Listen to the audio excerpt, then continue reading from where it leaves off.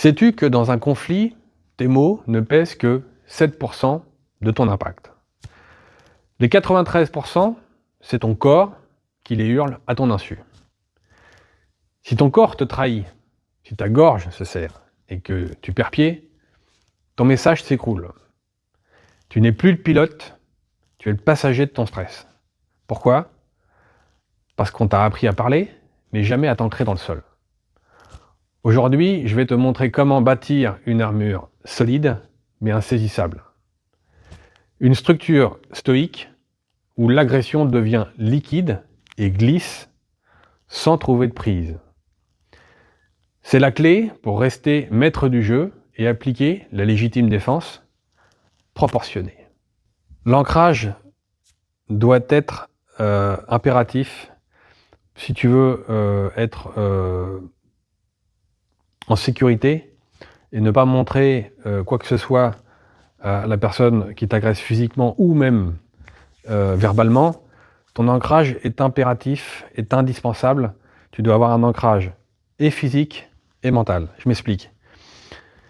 En arts martiaux traditionnels, des fois tu as des positions qui sont très très basses, qui vont en fait t'expliquer que il faut que tu mettes comme si tu avais des racines au bout des pieds pour aller t'ancrer comme un arbre dans le sol.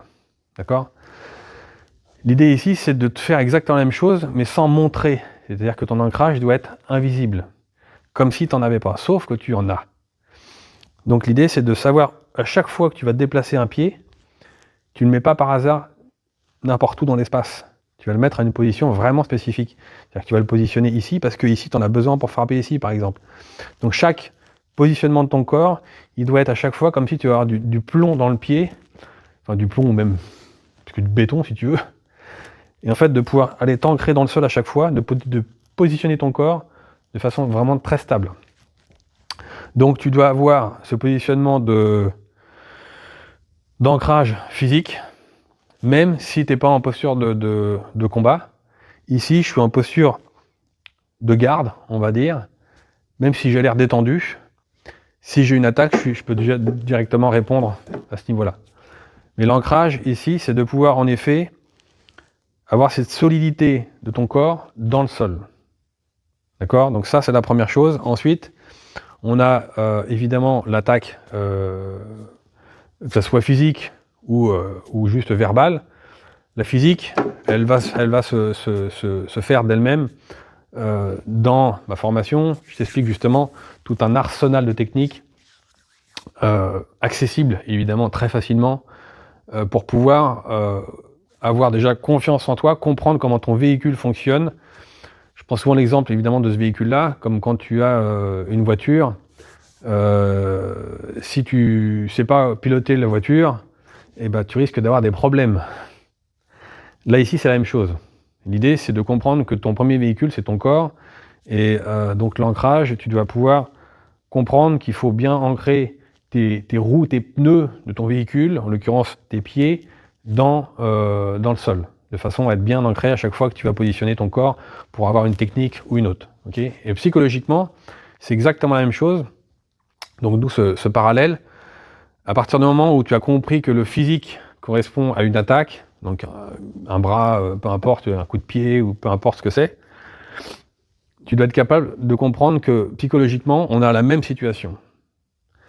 Une attaque verbale, tu peux la sentir arriver, tu vas pas la voir évidemment parce que physiquement c'est pas un bras, on est d'accord, mais tu vas la sentir arriver, tu vas comprendre que c'est une attaque, et il va falloir que tu comprennes que si tu n'es pas ancré comme il faut, déjà dans le sol, mais aussi dans ton esprit, si tu n'es pas solide, tu risques en effet de tomber. Donc il faut bien que tu piges que là, en l'occurrence, sur une attaque psychologique, ça doit glisser. Ton adversaire, que ce soit au milieu psychologique ou physique, va essayer de trouver des faiblesses. Il va essayer de frapper au corps, te frapper en haut, donc tu vas soit parer, soit bloquer, soit esquiver, etc. Tu fais laisser passer les attaques. Bref, il y a plein de techniques que je te montre évidemment dans la formation. Mais l'idée, c'est que tu puisses comprendre que avec ce principe-là, s'il y a une attaque qui arrive verbale, tu dois être paré. Donc tu dois pouvoir esquiver de la même façon, tu dois pouvoir contrer s'il faut contrer, Là-dessus, il faut bien que tu maîtrises cette situation-là pour pouvoir te défendre au mieux, que ce soit, encore une fois, physique ou verbal. Ensuite, tu as cette possibilité de pouvoir analyser la lecture du corps. Quand tu connais tes techniques, tu sais frapper, tu sais avoir tout un arsenal, donc tu sais lire tout ça. Si tu sais les maîtriser, tu vas savoir les lire aussi sur le partenaire, ou en l'occurrence l'adversaire, en cas d'agression. À partir de là, tu peux en effet contrer, etc. Il y a plein de possibilités. La psychologie est exactement la même. À partir du moment où tu as compris tout le côté physique, tu as compris tout le côté psychologique de l'affaire, alors on en apprend tous les jours, hein. Moi aussi j'en apprends encore tous les jours bien sûr, mais l'idée c'est de voir venir différentes problématiques. Il existe plein de problématiques psychologiques, hein. On a aussi des pathologies des fois très compliquées, que j'explique aussi dans la formation bien sûr, pour que tu puisses aussi voir ce côté verbal, parce que le côté physique c'est bien, mais il y a aussi le côté verbal de la situation. Pour comprendre tout ça. Donc, savoir lire le corps te permet d'analyser les situations. Si tu vois une personne qui est comme ça, tu vas vite comprendre que elle n'est pas en forme, ou ça va pas.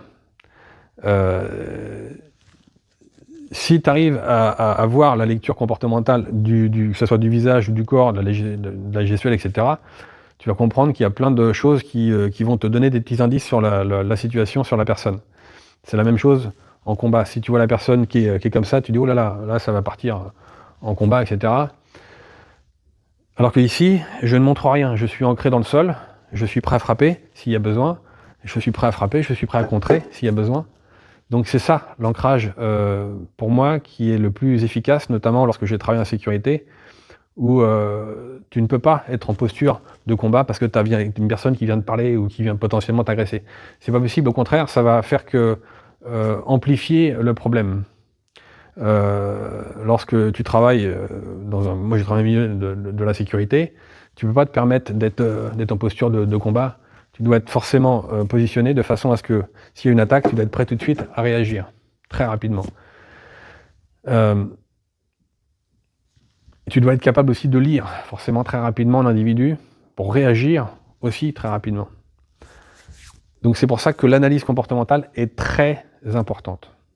Tu ne peux pas te fier à ce que la personne te dit si elle va te dire des choses plus ou moins positives. Ça peut être de la manipulation verbale, mais le mensonge, encore une fois, le corps ne peut pas mentir.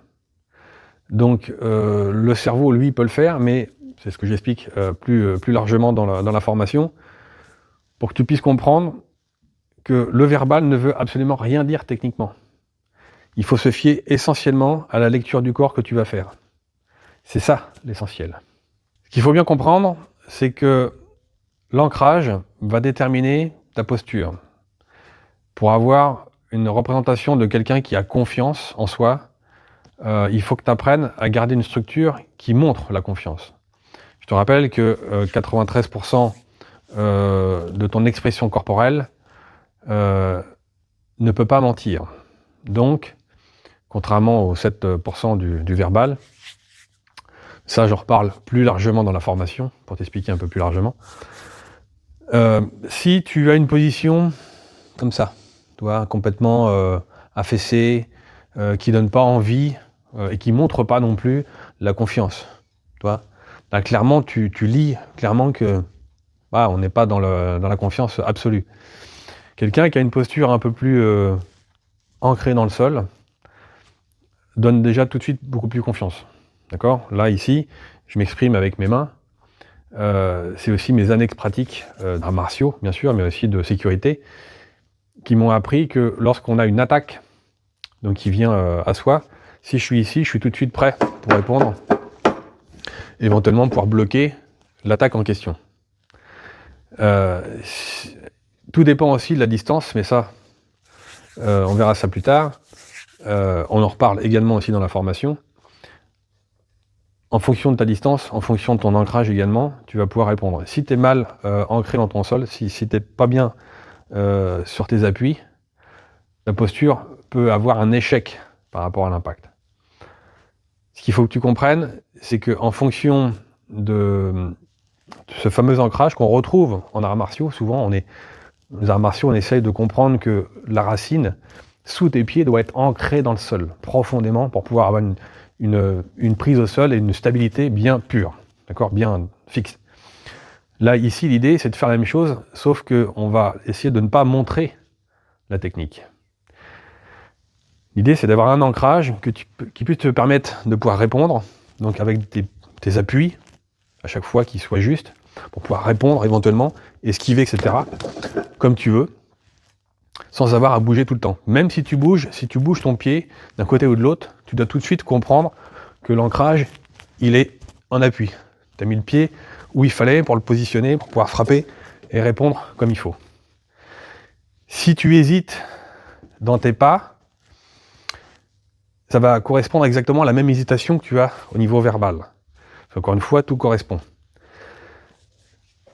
Si tu es très clair dans ta confiance, tu vas émettre de la confiance vis-à-vis de l'autre aussi.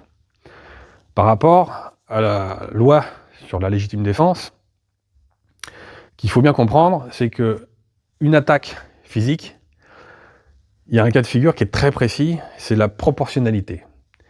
Si tu réponds alors que la personne a essayé de te toucher et que tu l'as frappé plus fort que ce que lui t'a potentiellement touché, c'est toi qui risques d'avoir des problèmes.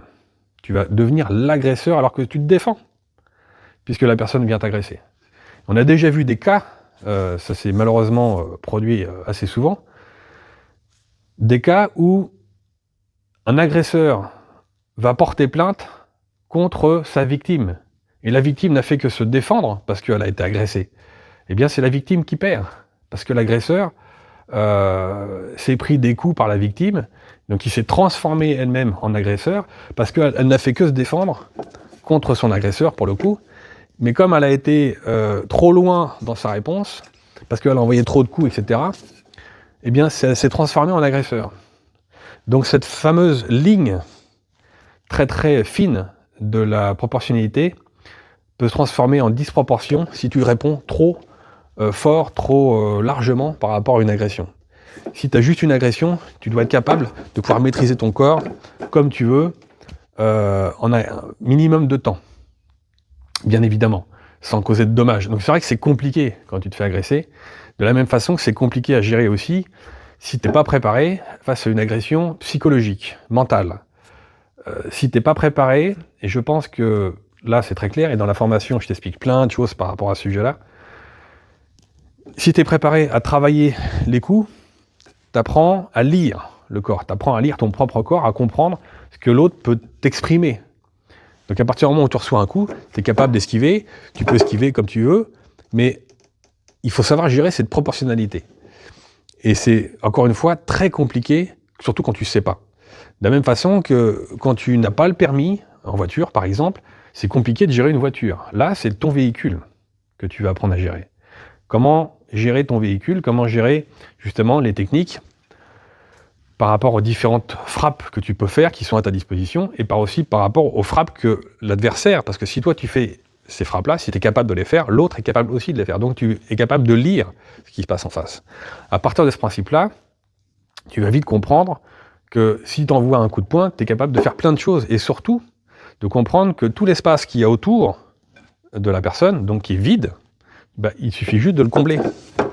C'est à ça que sert le mannequin aussi, à t'entraîner, de pouvoir comprendre qu'on va combler l'espace. On peut travailler différentes choses, différents exercices, soit on va frapper directement très fort, soit on peut se permettre juste de s'arrêter au millimètre près de la personne pour faire comprendre que tu sais maîtriser ton corps, que tu sais maîtriser son corps, que tu peux y faire très mal, donc ça peut l'impressionner, et parfois ça peut juste le calmer et l'arrêter. Après, il y a des problèmes d'ego, de fierté, etc. Donc ça, c'est autre chose, mais pareil, on en reparle aussi dans la formation.